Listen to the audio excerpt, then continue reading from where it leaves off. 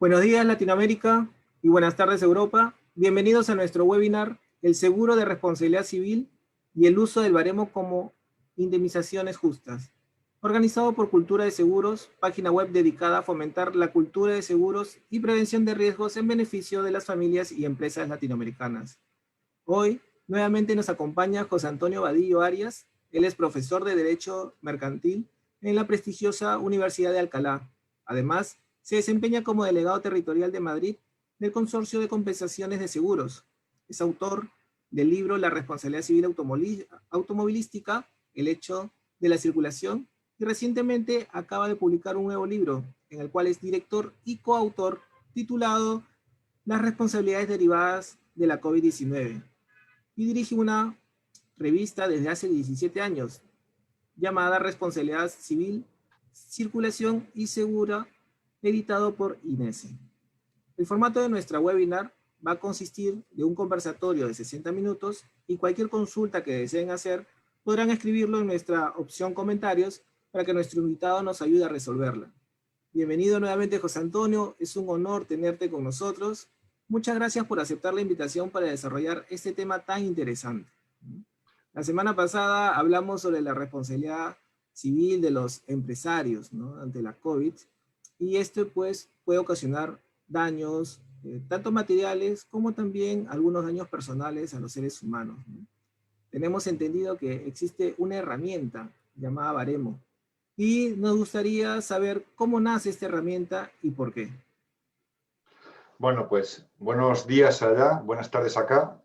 Muchas gracias, Víctor. Para mí también es un honor el poder estar con vosotros. Y bueno, no es un baremo, digamos, aunque se conoce como baremo, en el que vengan 4 cantidades está bastante, digamos, elaborado y lo conocemos como sistema de valoración de daños personales en accidentes de circulación. Este sistema surge en España en el año 1995, es decir, que ya tenemos cierta tradición, y surge pues, por la necesidad de tener una herramienta que ponga un poco de seguridad jurídica, que trate a todo el mundo igual, porque había un cierto descontrol sobre las indemnizaciones derivadas de daños por responsabilidad civil. Y en concreto en el ámbito automovilístico, que es donde más incidencia, donde más casuística había. Claro, ¿cómo valoramos un fallecido? ¿Cómo valoramos un parapléjico? ¿Cómo valoramos una persona que ha perdido una mano? Que ha perdido limitación en cualquier parte de su organismo, etcétera, ¿no? Siempre esto plantea problemas y hasta el año 95, pues como digo, había bastante inseguridad jurídica y bueno, pues cada juez pues decía lo que le parecía. Entonces, bueno, pues no había unos criterios uniformes, esto daba lugar a que las compañías de seguros no pudiesen calcular de manera adecuada sus riesgos, no pudiesen provisionar de manera adecuada sus siniestros y todo esto, como sabes, desde el punto de vista técnico, desde el punto de vista actuarial, pues plantea muchos problemas a las aseguradoras. Era una época en que muchas aseguradoras entraban en concurso, entraban en quiebra, y por lo tanto pues el sector estaba realmente pues, bastante alarmado, ¿no?, con la situación que teníamos, ¿no?, con mucha siniestralidad automovilística también.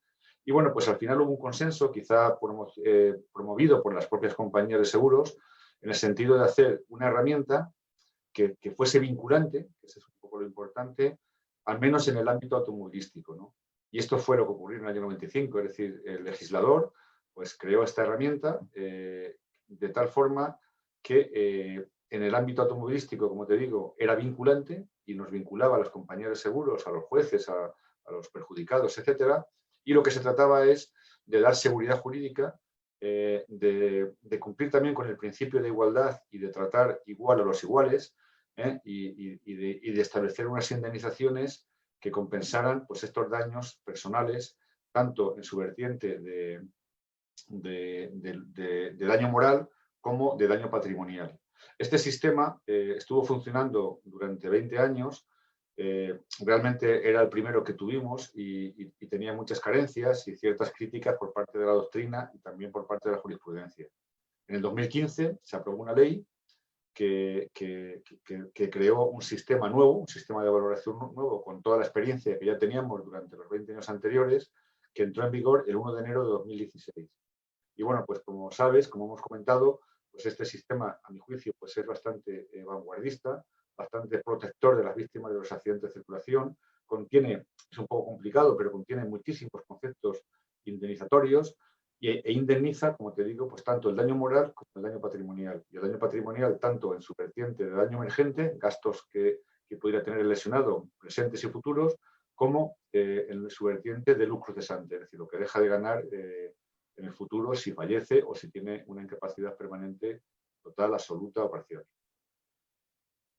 Muchas gracias, José Antonio. Entonces, podemos ver que nace como una necesidad principalmente por la recurrencia de tal vez lesiones personales debido a un accidente de tránsito, ¿no?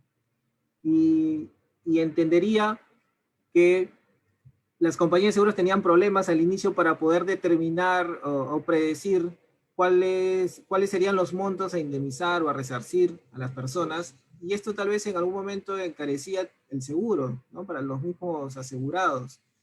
Entonces, podríamos decir que el baremo ha sido beneficioso también para las compañías de seguros, además de beneficiar una indemnización justa a las personas afectadas. Bueno, yo creo que el sistema, con sus carencias, porque claro, es difícil que puedas de alguna manera baremar y con ello cumplir el principio que rige en responsabilidad civil de reparación íntegra, que esto siempre ha sido lo que se ha cuestionado. En el daño moral, pues al final tienen que ser cantidades que nos pongamos de acuerdo, que de alguna forma compensen, digamos, ese daño moral que puede tener pues, los perjudicados, por ejemplo, de un fallecido, o la propia víctima, ¿no? Por haber perdido una pierna, ¿no? ¿Cómo valoramos ese daño moral? Realmente es difícil cumplir con el principio de reparación íntegra, ¿no? Es más fácil cumplir en el daño patrimonial, pero en el moral pues es complicado, ¿no? Pero ya digo, con todas sus carencias, que yo creo que ahora se ha perfeccionado mucho con el nuevo sistema, yo creo que ha sido bueno pues para todos, es decir, ha sido bueno para las compañías de seguros, porque de esta forma pues, pueden saber, pueden predecir cuáles son sus obligaciones futuras, pueden provisionar también adecuadamente los siniestros y gestionar mejor pues, el ramo de automóviles, y yo creo que también ha sido positivo para los asegurados, para los perjudicados, porque también les da seguridad jurídica, saben también a qué tenerse, saben si tienen que ir a juicio o no, porque realmente si está esto baremado, pues saben las indemnizaciones que van a percibir. Y yo creo que también para la Administración de Justicia ha sido muy positivo, porque bueno, ha desjudicializado muchísimos asuntos, porque antes, como sabías que el juez te podía dar el doble de lo que te ofrecía a lo mejor la compañía, pues era más frecuente pues instar a la vía judicial, ¿no? Entonces, claro, ya los abogados que ya saben más o menos, ya digo, tiene sus criterios y sus matices a la hora de interpretarlo, es decir, no son 2 y 2, 4 nada más, ¿no? Sino que tiene bastantes dificultades a veces para interpretarlo, pero en general pues se ha desjudicializado mucho siniestro de circulación si el tema era si la discrepancia era por no ponerse de acuerdo en cuanto a la valoración del daño personal, pero yo creo que ha dado bastante seguridad a todos. Y eso es muy importante porque de esa manera la persona afectada podría tener pues una indemnización justa de una manera más rápida, ¿no? En vez de estar en un proceso largo de un juicio que podría demorar años tal vez para lograr alguna indemnización. Entonces ha ayudado muchísimo a ambas partes. Y ahora, una consulta más. Hablaste sobre que esto ayudaba para resarcir el daño moral y también algún lucro cesante que pueda tener, ¿no? ¿Podrías comentarnos de repente algunos casos que hayas visto de cómo ayuda a cuantificar este monto que se tenga que indemnizar? Bueno, ya te he dicho también que este baremo se utiliza, que es vinculante para los accidentes de circulación, pero que la jurisprudencia, aunque al principio era reacio a utilizarlo fuera del ámbito de la circulación, también lo está utilizando ahora, no de forma vinculante, porque no lo es, pero sí con carácter orientativo, ¿no? Y cuando hay un daño de responsabilidad civil distinto de la circulación, como por ejemplo una responsabilidad civil empresarial por un accidente de trabajo, una responsabilidad civil de un centro médico por una negligencia médica, etcétera, también se utiliza este sistema para valorar los daños, o por ejemplo, pues no sé, el siniestro que tuvimos de Spanair, de un avión hace unos años, pues se ha valorado de acuerdo con este sistema, ¿no? Entonces, como también hemos comentado, pues el sistema, nosotros, en cuanto a lo que es la valoración del daño, distinguimos dos tipos de daños, el daño moral y el daño patrimonial. Entonces, el daño moral, en este caso, siempre viene de un origen traumático, es decir, el daño moral proviene de perjuicios físicos o psíquicos del lesionado, ¿no? Pues imagínate, por ejemplo, una persona que pierde una pierna. Bueno, pues eso conlleva un daño moral, digamos, básico, que tendría todo el mundo igual, y también un daño moral particular, en el sentido en que esta persona no va a poder hacer ciertas actividades de su vida ordinaria, y eso se resarce. Es decir, se resarce tanto el daño moral básico, que estos serían los puntos que da un baremo médico que tenemos, como lo que llamamos el perjuicio de actividad. Es decir, esa persona también tiene un daño moral, no solamente por su pérdida de la pierna, sino por no poder hacer deporte, por no poder trabajar, por no poder, es decir, por las limitaciones que eso le conlleva en su vida, digamos, civil, en su vida normal, ¿no? Y eso sería el daño moral, ya digo, con dos conceptos, básico y daño moral de actividad. Y luego hay otras tablas, que es el daño patrimonial, que esto es puramente económico. Es decir, se indemniza los gastos, el daño emergente que esta persona ha tenido durante los días en el que ha estado en el proceso de curación.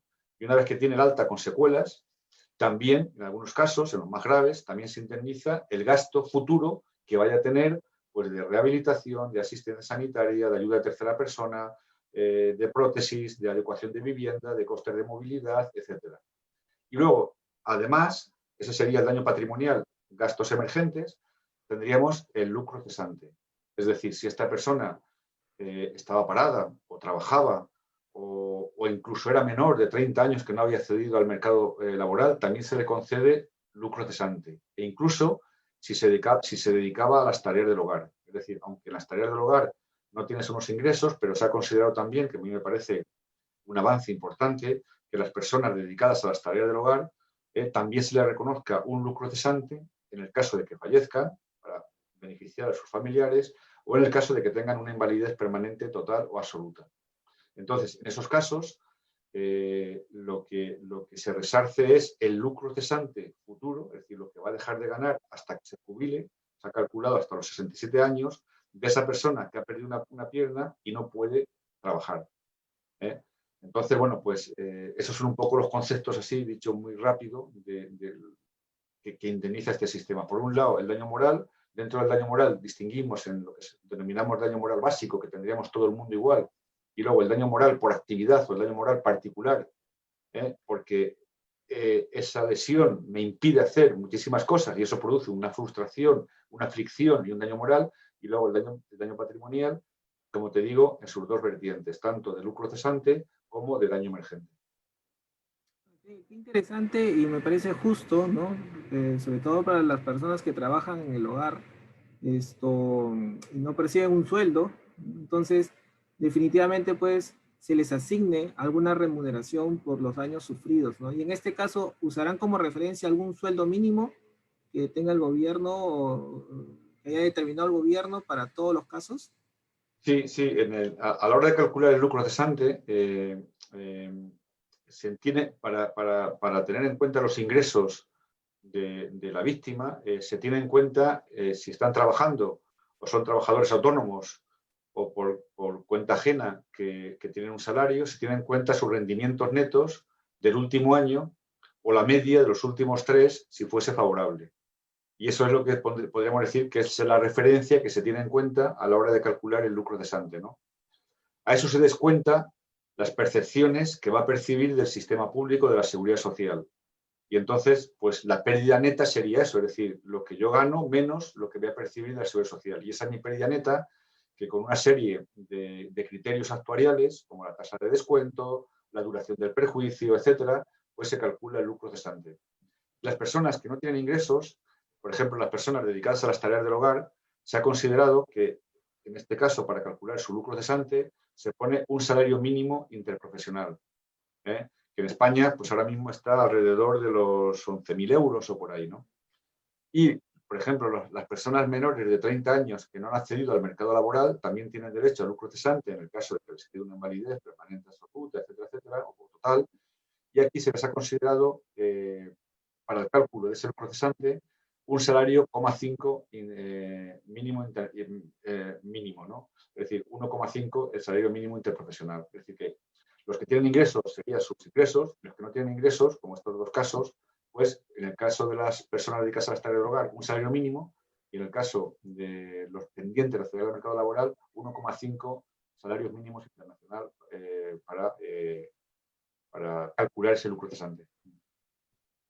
Por ejemplo, podríamos decir, de repente alguien que no puede demostrar sus ingresos, alguien que tal vez esté en una situación adversa y tal vez está mendigando de repente o por ahí tiene uno que otro cachuelo, podría cachuelo me refiero a un trabajo eventual, muy esporádico Sí. y temporal de un día o dos, de repente no es algo continuo, podría acceder a esta indemnización tomando como referencia un sueldo mínimo.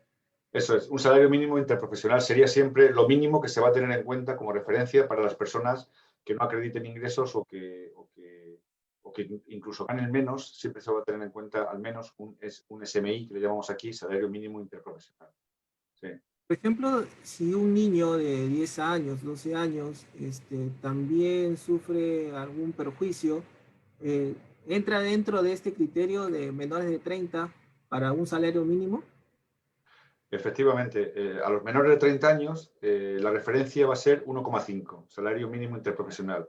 Lo que ocurre es que, claro, si por ejemplo es un chico de 5 años, no va a trabajar con 5 años, no trabajaría con 5 años. Entonces, en esos factores actuariales que se tienen en cuenta, se calcula como que esa persona va a trabajar de los 30 a los 67 años. Entonces, el periodo que se tiene en cuenta de pérdida, digamos, no va a ser desde los 5, en el lucro cesante, naturalmente, no va a ser desde los 5 años hasta la jubilación, sino se supone que se ha entendido que las personas, más o menos, la media es que trabajan, que ya tienen ingresos propios a los 30 años, y el cálculo que se va a hacer es teniendo en cuenta, como digo, esos ingresos de 1,5 salario mínimo interprofesional, y el recorrido va a ser de los 30 años a los 67 años, con otros factores actuariales que también se tienen en cuenta a la hora de calcularlo. La verdad es que el sistema es bastante sofisticado, tiene pues 400 o 500 tablas para intentar,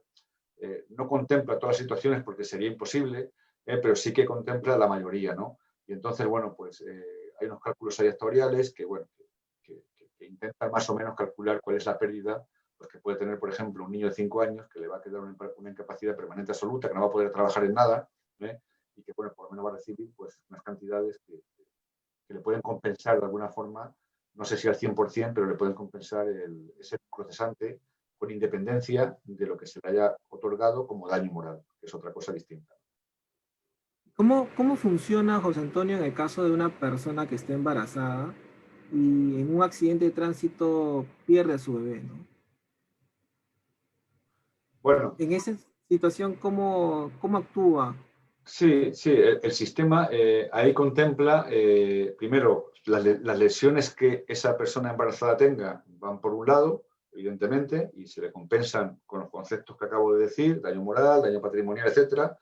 Y luego, la pérdida de feto, bueno, aquí se compensa solo como un daño moral, es decir, sería un perjuicio particular, digamos, de la madre, y compensa hasta las 12 primeras semanas, otorgan una indemnización de 16.000 euros y de las 12 semanas a las 36 de 32.000 euros o por ahí, ¿no? Y eso es como se compensa la pérdida de feto. Claro, aquí, como allí, como allá supongo, no se considera persona hasta que no nacen. Entonces, claro, no tiene, digamos, los derechos de un nacido, y por tanto, pues se compensa muchísimo menos que una persona que ya ha nacido y que muere, por ejemplo, a la hora, ¿no? Ahí ya se considera una persona normal y las cantidades son mucho mayores. El feto no se considera persona a estos efectos. A mi juicio, las indemnizaciones que se otorgan por este daño moral a la madre son escasas, porque ya entiendo que jurídicamente no es persona, pero bueno, no creo no creo que tenga que haber tanta diferencia entre que nazca vivo o que nazca muerto, por ejemplo, ¿no? Y entonces sí que hay bastante diferencia y, bueno, pues puede ser criticable, pero las cantidades que se le otorgan a la madre son 15 y 30.000 euros, ¿no? en función de las semanas. Y una cosa que yo critico es que no se ha considerado que el padre sufra un daño moral, en el caso de la pérdida de afecto, si la madre vive. Si la madre muere, sí, pero si la madre vive, al padre no se le compensa, ¿no? Cosa que me parece que se les ha pasado, porque yo creo que el padre, aunque sea menos que la madre, también tiene un daño moral como consecuencia de la pérdida del feto de su pareja, ¿no? Y bueno, pues creo que es un error del sistema, vamos, y lo he criticado en alguna ocasión. Sí. Me imagino que de repente en el tiempo se irá ajustando como ha pasado Efectivamente, durante estos últimos años, efectivamente. ¿no? Porque al final es un ser humano, ya tiene vida desde que está en el vientre de la madre. Claro, claro. Y bueno, es lamentable cuando ocurren este tipo de situaciones, ¿no? Y cualquier otra situación, unas lesiones o con Eso causas. es. Y ahora, ¿qué consideras que ha sido lo más importante en cuanto a mejoras de la herramienta del baremo durante estos años? ¿Qué es lo más relevante que haya favorecido mucho a las personas afectadas en cuanto a ajustes que se hayan tomado? Bueno, yo creo que lo más relevante es que se intenta cumplir con principios constitucionales como el principio de seguridad jurídica y el principio de igualdad, en el sentido de que los iguales hay que tratarlos de la misma manera, ¿no? Entonces yo creo que eso sí que se ha cumplido, sin ninguna duda. Y luego, bueno, pues, por ejemplo, en el último baremo que se ha publicado, el último sistema que digo que entró en vigor el 1 de enero de 2016, creo que es muy importante la regulación del lucro cesante. En España, y me imagino que en vuestros países también, en países latinoamericanos, los jueces son muy reacios a otorgar lucro cesante. Es decir, fallece una persona y hay responsabilidad, pues, de, yo qué sé, del Ministerio de Defensa, es un militar que digamos que tiene garantizada su trabajo más o menos durante un funcionario e incluso, bueno, pues que no lo sea, ¿no? Y la jurisprudencia en general, hasta ahora, ha sido muy reacia a otorgar lucro cesante. Se pagaba daño moral, ¿eh? Se pagaba o se indemnizaba el daño emergente que tuviese, pero el lucro cesante, yo recuerdo sentencias de nuestro Tribunal Supremo que hablaban de que eran sueños de ganancia. Dice, bueno, ¿cómo le vamos a otorgar lucro cesante a una persona si se puede morir al día siguiente, si la pueden despedir de su trabajo, etcétera, ¿no? El nuevo sistema ya tiene en cuenta esos factores que acabo de decir y lo que hace es, pues, descontarlo de alguna manera las posibilidades de que haya que te mueras o que te expulsen de tu trabajo. Es decir, que de alguna forma esto desde el punto de vista actuarial se puede regular, ¿no? Y asumir entre todos, pues, las personas que se mueren a los 60 años, de los 60 a los 70, de los 70 a los 80, ¿no? Yo creo que esto es una novedad muy importante de este sistema, el hecho de considerar que las personas que fallecen o las personas que tienen unas secuelas importantes y que les ocasionan invalidez permanente, pues tienen un lucro cesante, tanto ellos como su familia en el caso de fallecimiento. Y por tanto, eso es un daño que hay que indemnizar bueno, pues que se podrá buscar un sistema, quizá el sistema no sea el más perfecto, quizá se indemnice poco, que todo esto se podrá, como tú dices, bien mejorar. De hecho, hay un informe ahora que ha hecho una comisión de seguimiento después de 5 años en el que propone precisamente reformas para cosas que se han visto, pues, que son errores o que son cosas que quedan mal reguladas, ¿no? Entonces yo creo que indemnizar el lucro cesante como daño me parece que es un avance importante y una de las cosas muy relevantes del sistema, ¿no? Y por supuesto, indemnizar el lucro cesante a los menores que no trabajan, pero que podrían trabajar en el caso de que cuando sean mayores, pues todavía una novedad más importante y por supuesto indemnizar el lucro cesante a las personas que se dedican a las tareas del hogar y que esa familia, si su madre o su padre no van a poder hacer esas tareas, va a tener que buscar otra persona, pues también me parece que es un avance con todas sus imperfecciones, con todas sus mejores que pudiera haber, pero no deja de ser un asunto, a mi juicio, vanguardista y desde el punto de vista de la valoración del daño, pues a tener en cuenta, ¿no? Te voy a poner dos situaciones que se me han venido a la mente con respecto al lucro cesante, ¿no? Por ejemplo, una persona, un caso hipotético de una persona que en los últimos años, en los últimos 3 años, por lo que me comentabas, se usaba el promedio tal vez de sus ingresos, ¿no? Pero acaba de salir de una empresa para entrar a una nueva posición en otra compañía con un sueldo mucho más beneficioso que el promedio de los 3 últimos años anteriores, ¿no? Ahí cómo funcionaría el lucro cesante. Él recién ingresa a trabajar y el primer día de su trabajo todavía no ha recibido su nuevo sueldo, pero tiene un accidente y alguna lesión o alguna invalidez parcial o permanente. Ahí, ¿cómo trabajaría el baremo de lucro cesante en esa situación? Bueno, este es un tema, claro, la casuística que puede haber es inmensa, ¿no? Entonces es difícil contemplar toda la casuística, ¿no? Que se pueda dar, ¿no? El sistema lo que dice es que se tendrán en cuenta los ingresos del último año, ¿no? O la media de los 3 anteriores, ¿no? En el caso de trabajadores por cuenta ajena o trabajadores autónomos. Claro, este supuesto ya se ha dado, claro, como te puedes imaginar, pero realmente no es fácil solucionarlo de acuerdo con la estructura que tiene el sistema. Es decir, si yo gané en los 6 meses primeros del último año, gané pues 20.000 euros y en los siguientes 6 meses gano 40, pues lo que se va a tener en cuenta será 40 más 20. Pero no se tiene en cuenta que yo voy a seguir ganando 40. ¿eh? Tampoco se tiene en cuenta que yo a lo mejor gano 40 y que dentro de 2 años puedo ganar 80. Es decir, que el sistema pues tiene sus deficiencias porque, claro, contemplar todas las situaciones es muy complicado y lo que se ha pretendido en aras de esta seguridad jurídica también no es dejar muchos espacios abiertos. Sí que el sistema contempla un perjuicio excepcional en el caso de que haya algún concepto que no esté indemnizado en el baremo. Y por tanto, si yo acredito que hay algo que no me indemniza el sistema, siempre que sean perjuicios singulares, perjuicios relevantes y perjuicios que no están regulados, se puede pedir. Pero solamente lo contempla para el daño moral, no para el daño patrimonial. Claro, si yo tengo unas expectativas de ganancia, como tú dices, oiga, yo este año he ganado esto, pero es que ya iba a ganar del mes siguiente muchísimo más, ¿no? Eso el sistema no lo contempla. No contempla esa pérdida de oportunidad que podríamos decir a nivel económico. Sí que contempla esa oportunidad, el daño moral que te pueda producir. Eso u otros daños morales, pero no el daño económico. Y bueno, pues sería, digamos, una imperfección que no es fácil, digamos, por eso, porque no se puede contemplar todas las situaciones que se puedan dar, ¿no? Y efectivamente ahí sí que puede haber problemas, sí. Gracias, José Antonio. Y me imagino que también solamente uno va a justificar aquellos ingresos pues que sean legales, pues, ¿no? En el sentido de que de repente a veces hay un mercado informal y no tiene cómo justificar de repente las ventas que hizo, los ingresos que tuvo, porque tal vez no pagaba el fisco o no pagaba la institución que recauda los impuestos, ¿no? Entonces, en ese sentido, no tendría cómo probar algunos ingresos adicionales que pueda haber tenido.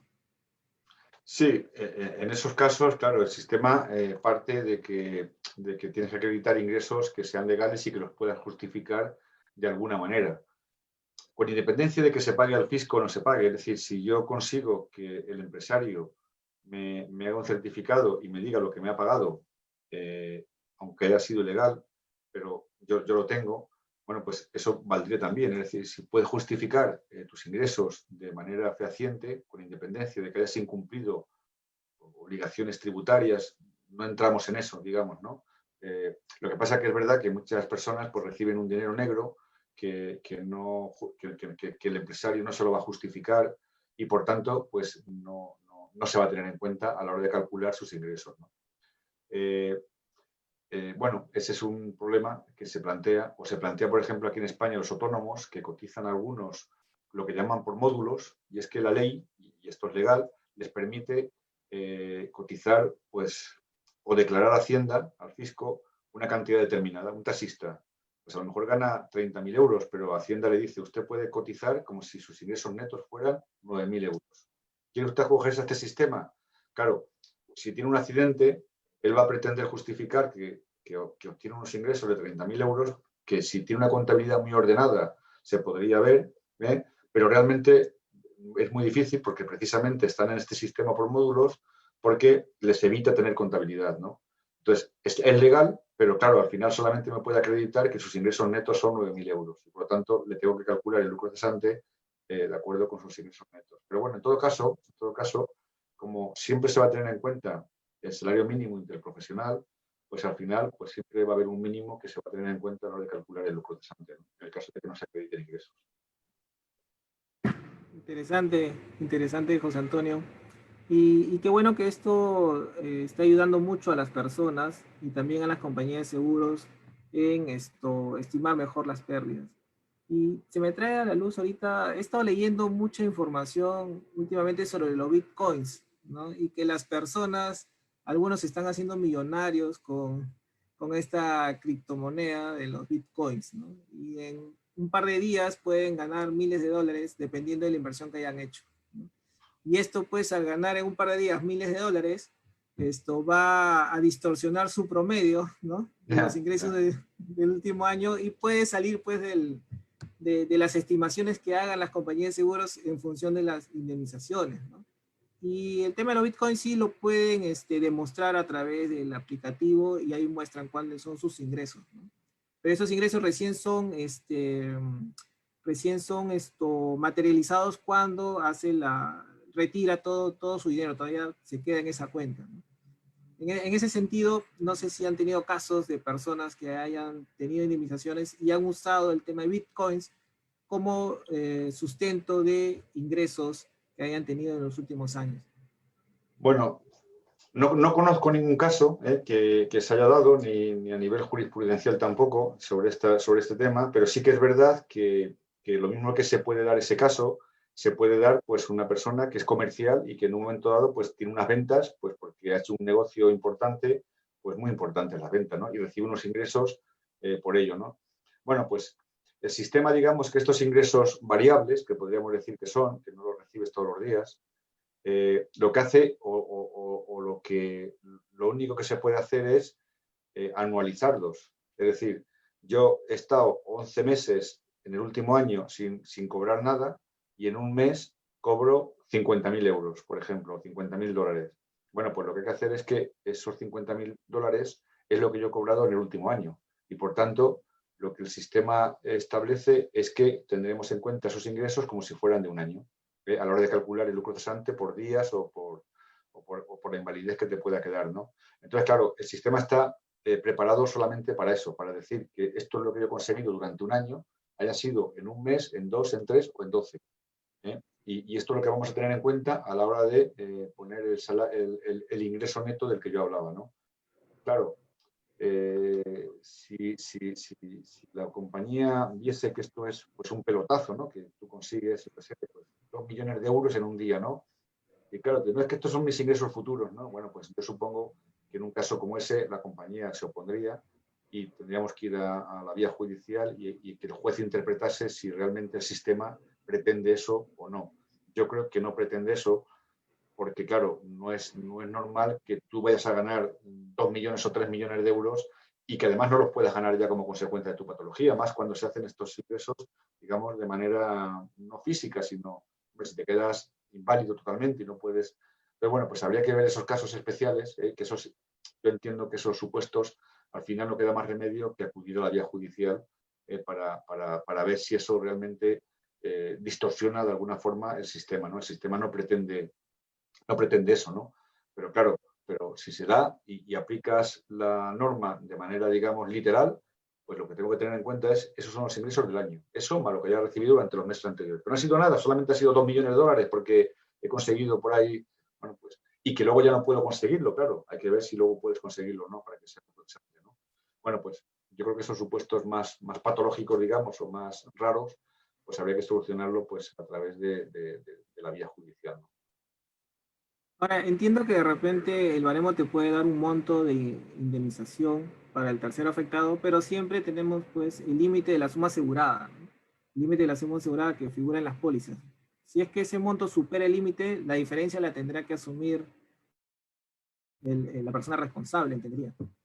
Sí, así es, así es. Es decir, desde el punto de vista asegurador, nunca se va a poder indemnizar más de lo que es la suma asegurada y si superase la suma asegurada, eso iría a cargo del propio causante del daño.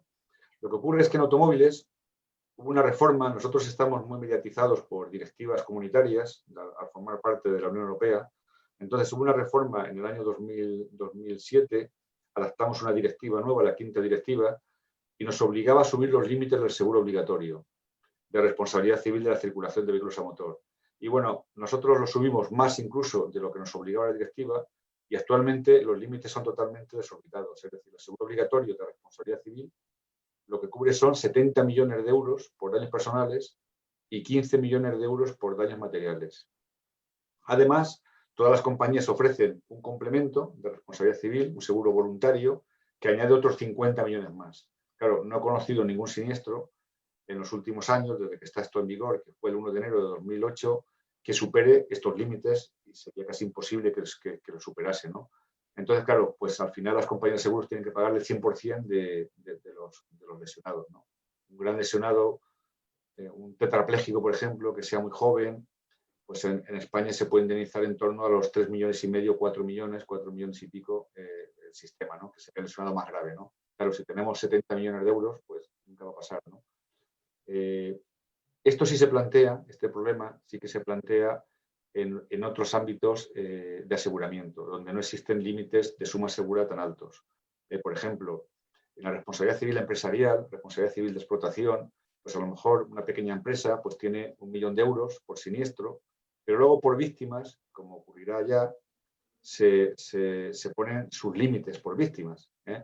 Y sus límites por víctimas pueden ser 90.000 euros, 150.000 euros, como mucho 300.000 en empresas muy grandes ya. Entonces, claro, estos límites sí que son bajos, sobre todo en siniestros más graves. Por ejemplo, un fallecido, una persona con pareja y con 2 hijos, pues que gane 25.000 euros al año y que fallezca con 40 años, puede suponer 600.000 euros de indemnización. Claro, si yo tengo, si es una responsabilidad empresarial, la que se tiene que hacer cargo porque es un accidente de trabajo donde se declara la responsabilidad civil del empresario y es el empresario el que tiene que abonar esto y tiene un seguro de responsabilidad civil, él, que le cubre un sublímite por víctima de 150.000 euros, los otros 450.000 euros los tiene que poner él. Y en España, en los últimos años, ha habido un debate sobre esta cuestión. Claro, el nuevo sistema ha elevado considerablemente las indemnizaciones de los accidentados, de las víctimas más graves. Quizá ha bajado el de las más leves, que se pretendía también luchar contra cierto fraude que había de lesiones leves, de latigazos cervicales, de golpes pequeños, que había un cierto fraude. Quizá ha bajado, como digo, las leves, pero ha subido casi el doble los siniestros más graves, los fallecidos y los siniestros pues, graves, de amputaciones, de parapléjicos, tetrapléjicos, etcétera, ¿no? Entonces, claro, el debate que ha habido durante estos años en España es que las pólizas de RC de empresarios o de RC de la administración o de, bueno, pues de responsabilidad civil de cualquier empresa, los límites o estos sublímites son demasiado bajos y eso conlleva que al final tenga que abonar el empresario, la empresa, y en muchos casos lo que ha pasado, lo que está pasando es que esa empresa entra en concurso porque no puede hacer frente a estos pagos y acaba liquidándose y extinguiéndose, ¿no? Con lo cual eso pues plantea un cierto problema social, ¿no? En cuanto a que, oye, habría que subir estos límites, se han subido un poco, pero ya es una negociación entre el empresario y su compañía de seguros o su broker para intentar tener unos sublímites mucho más altos, pagar más prima naturalmente, para evitar que el empresario pues, tenga que hacerse cargo de estos siniestros, ¿no? Entonces, bueno, este problema sí que lo tenemos, lo de los sublímites, que me imagino que allá pues será lo mismo, ¿no? Que en las pólizas pues habrá sublímites por suma asegurada, ¿no? Por víctima, vamos, por víctima. Sí, normalmente aquí los límites no son tan altos como los 70 millones que me comentas en el Claro, caso claro. de... Esto solo es en automóviles, ¿eh? Esto es en automóviles y porque estamos mediatizados por directivas comunitarias, pero en el resto los límites, como te digo, son bajos, 60, 90, 150, a lo sumo, ¿no? Por víctima, ¿eh? Por víctima. Y aquí los límites son bajos en los seguros de autos. El seguro de auto que no es obligatorio, Eso es. acá normalmente es 100.000, 150.000 dólares, ¿no? 200.000. Y si se trata pues de una empresa que contrata para toda su flota, podría ser 1 millón de dólares, pero como en agregado vigencia para todos los eventos que pueda tener durante un año, por ejemplo. No es tan, no he visto montos más altos. Por ahí puede haber alguna excepción a la regla, ¿no? Porque como ya llegan aquí empresas multinacionales, pues normalmente vienen ya con una suma asegurada que le pide a nivel mundial como referencia para tenerle en todas sus operaciones. Puede haber ahí podrían haber algunas excepciones con montos mayores también.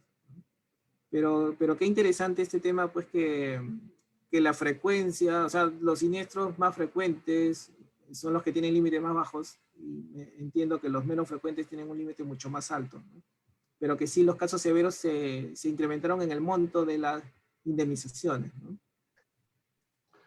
Sí, a ver, más que la frecuencia es la gravedad del siniestro, ¿no? Es decir, los siniestros, digamos, leves,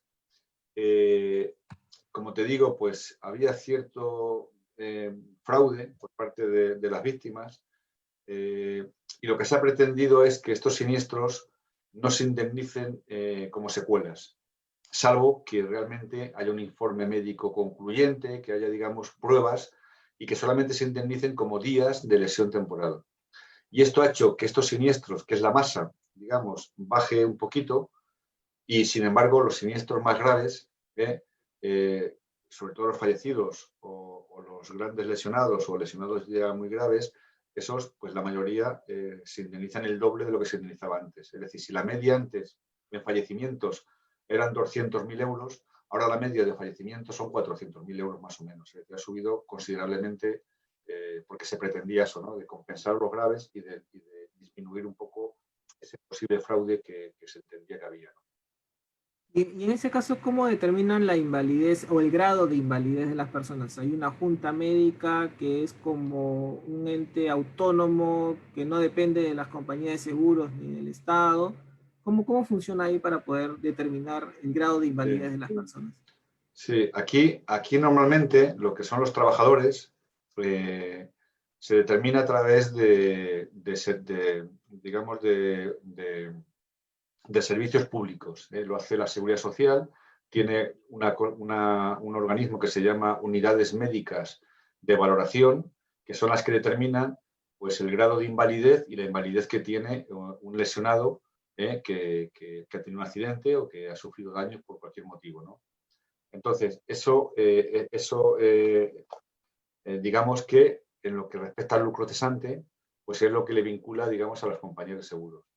Cierto es que estos organismos pueden tardar un periodo de tiempo y la compañía puede estimar la invalidez que tiene para su trabajo sin que se haya pronunciado todavía estas unidades de valoración médica, ¿no? Entonces, el sistema prevé que si yo compañía, te reconozco una invalidez permanente total, por ejemplo, y yo te indemnizo como tal. Si después tú consigues una invalidez permanente absoluta, que es más grave, yo te tengo que pagar la diferencia que hay entre lo que yo te reconocí y lo que te han reconocido los organismos públicos, ¿no? Entonces sí que es verdad que la Seguridad Social pues tiene estas unidades de valoración médica de incapacidades que se llama UBAMIS, que son las que reconocen la invalidez a los trabajadores, tanto autónomos como trabajadores por cuenta ajena. Y esto nos vincula a las compañías a los efectos del cálculo del lucro cesante. ¿Cómo funciona, por ejemplo, en el caso de que exista una indemnización de o salga eh, alguna demanda o el juez determine pues una sentencia a favor de una persona, de un colaborador que trabaja en una empresa y sale un monto a indemnizar por parte del empleador, ¿no? Pero la persona de repente ya tenía para sus colaboradores algún seguro de accidentes personales o algún seguro de vida, por ejemplo. Estas sumas aseguradas o estos montos que indemnizarían estos seguros descuentan el monto a indemnizar y dictaminado por el juez o se agregan. Bueno, este es un tema muy bonito. No sé si conoces un principio de latín que es la compensatio lucri cum damnum, que no se puede pagar el daño dos veces o que no se puede pagar más de lo que sea el daño porque eso produciría un enriquecimiento injusto, ¿no? En líneas generales, como te he dicho antes, a la hora de calcular el lucro cesante, se descuenta lo que percibes de la seguridad social. Es decir, si una persona ganaba 30.000 dólares y le queda una invalidez permanente absoluta y como era trabajador de la Seguridad Social estaba en el régimen de la Seguridad Social, le va a dar todos los años 20.000 dólares por su incapacidad, pues realmente su pérdida neta son 30.000 menos 20.000. Por tanto, serían 10.000. Y luego, teniendo en cuenta pues, una serie de factores actuariales, como te he dicho antes, la tasa de descuento, porque te adelanto el dinero, te quito un interés, el riesgo de fallecimiento, el periodo en el que se calcula que vas a sufrir el lucro cesante, etcétera, pues te calculan el verdadero lucro cesante. Entonces, digamos que son incompatibles las indemnizaciones de lucro cesante con lo percibido por la Seguridad Social y se descuenta. Ahora bien, lo que el trabajador tenga como seguros, digamos, personales, seguros de accidentes, que son seguros objetivos, que no son seguros de responsabilidad civil, y tú puedes tener 3 seguros de accidentes y, como sabes, cobras por los 3 seguros de accidentes. O puedes tener un seguro de vida y, en el caso de que fallezcas, cobras el seguro de vida, ¿no? Estos seguros personales, digamos, particulares, tanto de accidentes como de vida, en el caso de que se pongan en funcionamiento, no descuentan nada del lucro cesante. Es decir, se indemniza al margen de la responsabilidad civil. Es decir, una persona puede tener 5 seguros de accidentes, cobrar los 5 seguros de accidentes, porque ya sabes que en los seguros de personas no rige el principio indemnizatorio como en los seguros de cosas, cobra los 5 seguros de accidentes y eso es compatible con la indemnización que te corresponda por responsabilidad civil. Y lo único que se descuenta es, en la parte de lucro cesante, lo que has percibido de la seguridad social. Eso es lo único que se descuenta, ¿no? Y bueno, así es como, ya digo, esto también tiene esto es un tema viejo aquí en España, el que se descuenta, que no se descuenta, porque bueno, si ibas por la sala civil en temas de accidente de trabajo, no descontaba nada antes, si ibas por la sala de lo social, te descontaba todo, y bueno, pues al final, más o menos, las cosas están así, es decir, lo que percibe la seguridad social, que es lucro cesante también, se descuenta del lucro cesante que te sale por responsabilidad civil. Y luego, otros seguros que tengas, eso va independiente y es totalmente compatible con lo que recibas por la responsabilidad civil, ¿no? Lo que no puedes percibir es 2 indemnizaciones por responsabilidad civil. Es decir, si hay dos responsables, no puedes cobrar el doble del daño, porque el daño ahí sí que rige el principio indemnizatorio y el daño es único. Y por tanto, el daño por responsabilidad civil, si hay dos responsables, ellos se distribuirán el daño y lo pagarán a medias, lo pagarán como sea, pero solamente un daño. Ahora, los seguros de accidentes, los seguros de vida que yo tengo, son todos compatibles entre sí y compatibles con lo que se percibe por responsabilidad civil. Yo creo que vosotros allí, este tema no es así exactamente, por lo que tengo entendido, pero aquí lo tenemos muy claro y desde el punto de vista jurisprudencial, incluso desde el punto de vista doctrinal, total compatibilidad de los seguros de accidentes o los seguros personales entre sí y total compatibilidad de estos seguros con lo que se perciba de responsabilidad civil. Y lo único que se descuenta es el tema de la seguridad social, porque se considera que entonces habría enriquecimiento injusto del lesionado. Gracias, José Antonio. Por lo que te escuché también, al inicio el tema del baremo comenzó en el 95 más o menos y pasaron varios años mientras iba perfeccionando. A sus inicios se utilizaba como un indicador más, ¿no? ¿Y qué es lo que ha logrado el baremo? ¿Cómo logró, mejor dicho, convencer a la Corte Suprema para que ya sea una herramienta que se utilice en las indemnizaciones y deje de ser un indicador más como referencia? Bueno, este tema también es un tema que ha habido mucha literatura sobre él. Cuando el baremo se establece obligatorio para los accidentes de circulación, que era donde más casuística había, donde más daños había, los jueces fueron un poco reacios, porque de alguna forma estaban limitando su poder arbitrario de decidir ellos, en función de las circunstancias, lo que vale un fallecido o lo que vale un lesionado. Y les costó entender que en este caso no tenían ningún poder, digamos, discrecional de determinar las indemnizaciones, sino que es la ley la que lo determina. Entonces, incluso hubo una sentencia del Supremo en el año 97 que poco menos que decía que al margen del baremo ellos podían decir lo que quisieran, ¿no? Llegó incluso al Constitucional, porque hubo un recurso de constitucionalidad sobre el baremo y el Constitucional en general dijo que era constitucional y a partir de esta fecha, que fue en el año 2001, en junio de 2001, cuando se pronunció el Tribunal Constitucional, los jueces lo acataron perfectamente, lo acataron con total normalidad y no solamente lo acataron en el ámbito de la circulación, que era obligatorio, como digo, sino que empezaron a aplicarlo de manera orientativa para ámbitos distintos. Y ha llegado el momento incluso que se han acomodado, ¿no? E incluso la doctrina a veces critica o criticamos ese acomodo. Es decir, oye, hay supuestos en los que no tienes por qué aplicar el baremo exactamente y te podría salir del baremo, ¿no? Entonces, al final, se ha generalizado su aplicación, se ha generalizado por todas las salas del Tribunal Supremo, tanto la civil como la social, como la contenciosa administrativa, como la penal e incluso la militar, que lo aplican, y lo aplican a hechos que no son de la circulación. Y es más, por ejemplo, la sala de lo social, que es la que más lo aplica fuera de la circulación, porque después de la circulación, donde más casos hay, es laborales, donde hay responsabilidad civil del empresario y hay que valorar el daño del trabajador. La sala de lo social, lo que viene diciendo, y más o menos las demás salas también, es que si aplicas el baremo con carácter orientativo para hechos que no son de la circulación, hay que aplicarlo en sus propios términos. Y no puedes salir y entrar cuando quieras. Si lo aplicas tal como viene. Y si te sales, lo tienes que fundamentar. Por ejemplo, en el caso de Spanair, que murieron 90 y tantas personas en un siniestro que tuvimos aquí en 2008, se aplica el baremo para valorar estos fallecidos. Sin embargo, el Tribunal Supremo ha otorgado un 50% más del baremo con el argumento de que lo puedo justificar, que me puedo salir por el carácter, digamos, catastrófico de un accidente de aviación, ¿no? Y en ese caso, pues el Tribunal Supremo justifica, oye, yo aplico el baremo, sí, pero aplico un 50% más porque entiendo que dado la situación catastrófica de este accidente, los familiares han tenido un perjuicio mayor, un dolor mayor, y por lo tanto lo valoro un 50%. Pero en general lo están aplicando en sus propios términos, ¿eh?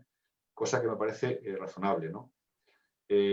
Por ejemplo, hubo una sentencia también del Costa Concordia, me imagino que lo recordarás, que fue un barco que se hundió en Italia y que el capitán salió corriendo y que, bueno, buena noche ahí de... Bueno, pues ahí demandaron a algunos que iban aquí en España, en este barco, que tuvieron daños físicos o psíquicos y se les aplicó el baremo. Pero el juez, los tribunales nuestros, a todo el mundo, claro, el baremo ya he dicho antes que el daño moral que otorga es derivado siempre de un daño físico o psíquico. Pero los tribunales entendieron que en este caso de Costa Concordia, todo el mundo, con independencia de que tuvieran daños físicos y psíquicos, que es lo que indemniza el baremo, tuvieron un daño moral por la noche de zozobra, de estrés, de miedo que pasaron. Y a todo el mundo se le concedió una indemnización adicional de 12.000 euros por esa noche, por ese daño moral que no derivaba de un daño físico o psíquico. A los que tuvieron un daño físico o psíquico se les aplicó el baremo y a todos, lo tuvieran o no, se les otorgó una indemnización mayor, es decir, se salió del baremo de manera razonada. Es decir, oye, el baremo no indemniza un daño moral que no derive de un daño físico o psíquico. Y aquí hay un daño moral que no deriva, que lo ha sufrido todo el mundo con independencia de que tuvieran un daño físico o psíquico. Y otorgó una indemnización de 12.000 euros a cada uno. Es decir, resumiendo, las salas del Tribunal Supremo, los tribunales en general, están aplicando fuera del ámbito de la circulación el baremo con carácter orientativo, lo aplican en sus propios términos y si hay supuestos en los que se puede fundamentar que te puede salir del sistema, el caso del accidente de Spanair, pues en ese caso me salgo del sistema y otorgo una indemnización mayor. Con lo cual esto pues también da seguridad jurídica a las compañías de seguros que aseguran otros ramos distintos, que aseguran, por ejemplo, responsabilidad civil empresarial, que aseguran responsabilidad civil de la administración, responsabilidad civil sanitaria, etcétera. Porque saben que los lesionados van a ser valorados también conforme al sistema de valoración de daños personales en accidentes de circulación. Bajo ese caso, José Antonio,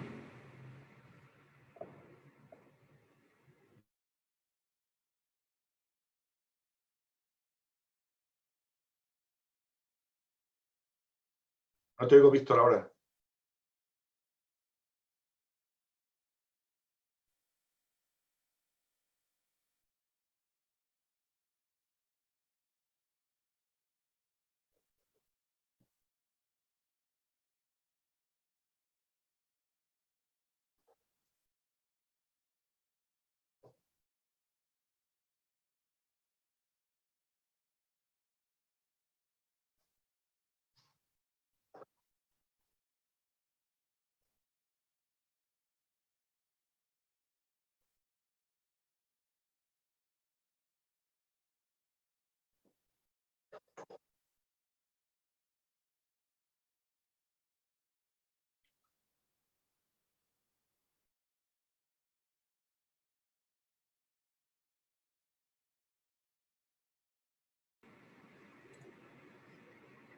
Hola, José Antonio, ¿se nos fue la señal? ¿Sí? ¿Ahora? Sí, ya estamos Vale, ya. Nos fue la señal un par de minutos, pero ya vale. estamos nuevamente conectados. Te quería hacer una consulta a raíz de lo que comentaste del caso del crucero, pues que tuvo problemas eh, hace unos años atrás en Italia, ¿no? Ahora, si traigo ese ejemplo en el cual las personas que no sufrieron un daño físico, pero sí uno moral y fueron indemnizados, ¿se podría replicar lo mismo ahora en esta época de pandemia? De repente, personas que trabajan en una clínica, o en una funeraria o en un centro para adultos mayores, como los casos que vimos la semana pasada, ¿no? Y que Sí, obedece al tema de tu libro también. Las personas que no han sido afectadas por el COVID, pero que trabajan en sanidad y tienen un daño psicológico, moral, por lamentablemente la cantidad de muertes que han visto. Entonces, también ahí ellos podrían pedir una indemnización por daño moral y utilizar el baremo para este sentido. hombre, yo entiendo que sí, es decir, perfectamente. Es decir, cualquier persona que tenga un daño moral y que no derive de un daño físico o psíquico, simplemente un daño moral, pues que se presume que lo tiene, pues por la situación. En este caso, imagínate lo que tú estás comentando, personas, trabajadores de residencias de mayores, que han visto cómo moría la gente, que han visto que la impotencia que tenían de no poder llevarlos a hospitales porque no había sitio, es decir, de tener que estar allí a lo mejor días fallecidos porque no iban a las funerarias, es decir, han sufrido un daño moral sin duda ninguna, con independencia de que tengan daños físicos, en este caso psíquicos, que sería indemnizable en el caso de que hubiese un responsable. Claro, la cuestión está en determinar si hay responsabilidad de la administración, del titular de la residencia, lo que hablamos el otro día, ¿no? Es decir, ya los que han tenido el COVID o los que han fallecido por COVID no lo tienen fácil, ellos tampoco lo van a tener fácil, pero efectivamente cabe presumir un daño moral de estas personas, que yo creo que justificado con la situación que estamos comentando, por supuesto que tendrían derecho a una indemnización. Más difícil quizá de calibrar, porque aquí sí que el baremo no establece ninguna indemnización. Claro, el daño moral que no deriva de un daño físico, al final son los jueces los que lo tienen que apreciar. Es decir, si yo tengo un daño moral porque tengo ruidos de un bar que está debajo de mi vivienda, pero yo no tengo ninguna patología psíquica, simplemente es, oiga, yo llevo un año que duermo mal, porque este bar cierra a las 2 y todas las noches me tengo que acostar a las 3 porque no me puedo dormir, etcétera.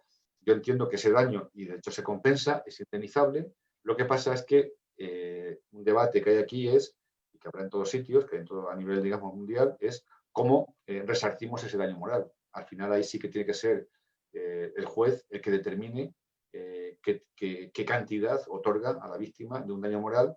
En el caso de Costa Concordia, entendió el juez o los jueces que esa noche pues son 12.000 euros. A mí no me parece mal, es decir, que es bastante dinero, ¿no? Pero realmente la gente lo pasó muy mal porque hubo el naufragio del barco, el capitán se fue, murió gente y vieron también muertos. Y claro, fue una noche de locura, ¿no? El Costa Concordia, ¿no? Pero los jueces estimaron que eran 12.000 euros lo que es el daño moral que habría que indemnizar a todo el mundo con independencia de que tuvieran daño físico o psíquico.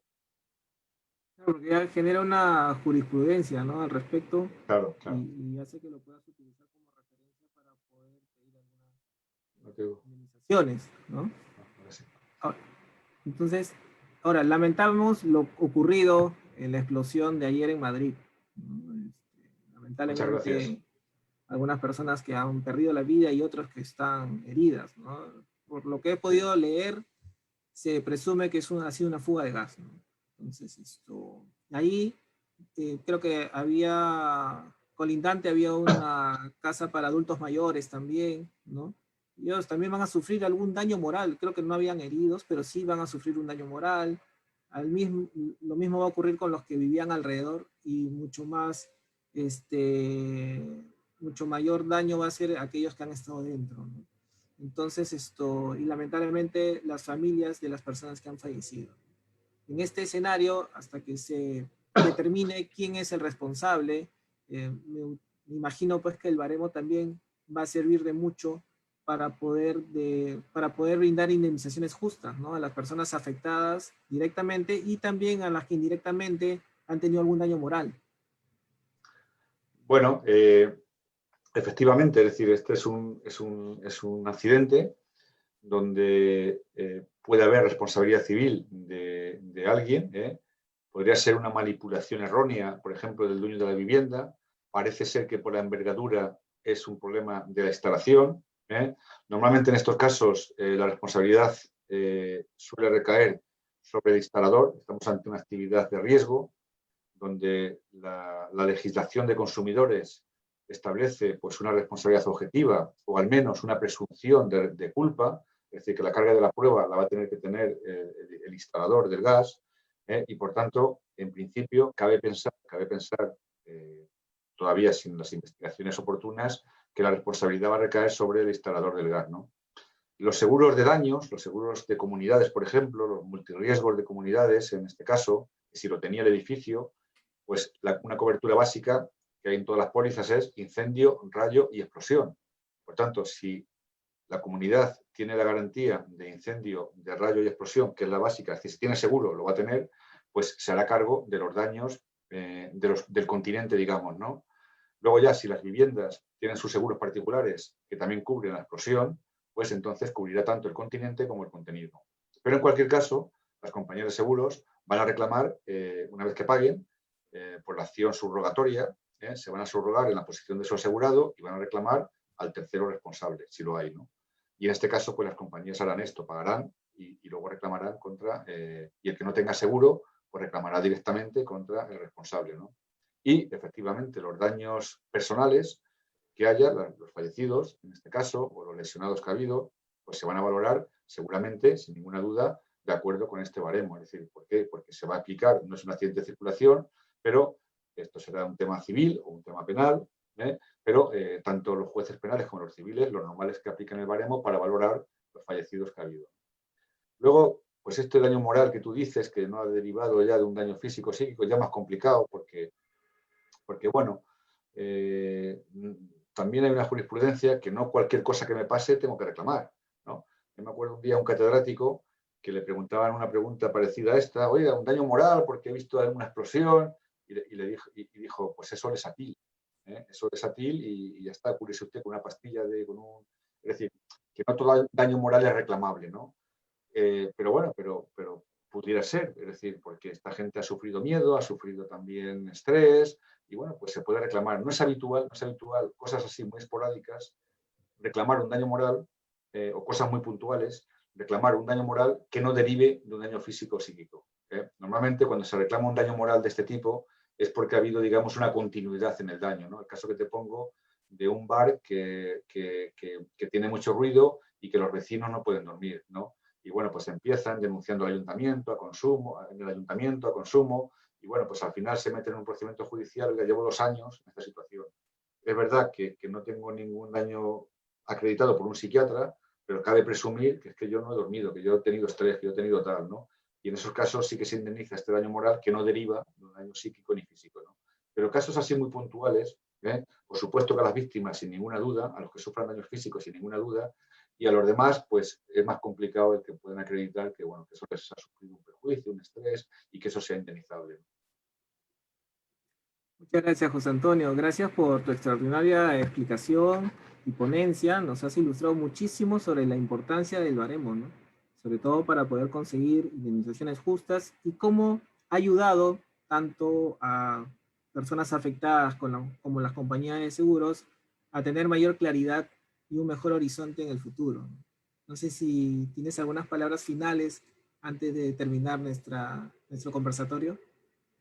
Nada, pues agradecerte tu oportunidad de participar en este foro prestigioso que diriges y bueno, pues me consta, como te dije hace unos días, que en Perú se había debatido este tema de la posibilidad de crear un sistema también de valoración del daño corporal.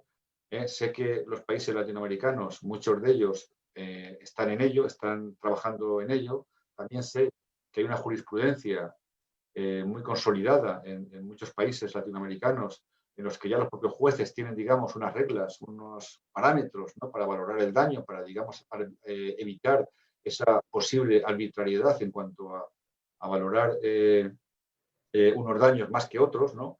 y para atender a ese principio de tratar a todo el mundo, a todos los iguales por igual, a cumplir con el principio, digamos, de justicia, de equidad, de seguridad jurídica, de igualdad.